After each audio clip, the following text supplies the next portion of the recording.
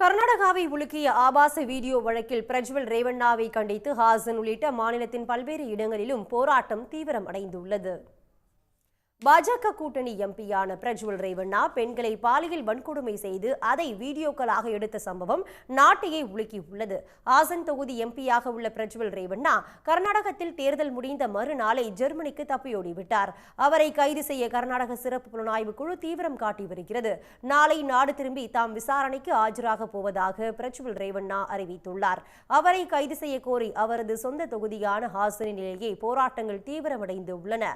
ஹாசனில் பெண்கள் அமைப்பினர், சமூக நல அமைப்பினர் உள்ளிட்ட ஆயிரக்கணக்கானோர் பங்கேற்ற மாபெரும் போராட்டம் நடைபெற்றது. கைகளில் பதாகைகளை ஏந்தி அவர்கள் முழக்கங்களை எழுப்பியபடி பேரணியாக சென்றனர்.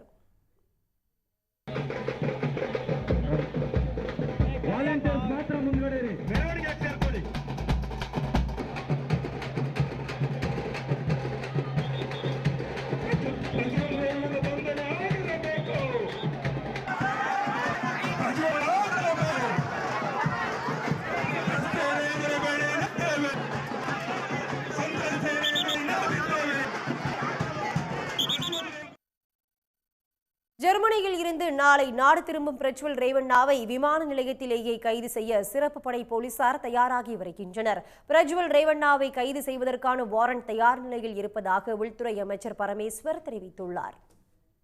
உடனுக்குடன் செய்திகளை தெரிந்து கொள்ள சன் நியூஸ் பெல் ஐகானை கிளிக் பண்ணுங்க.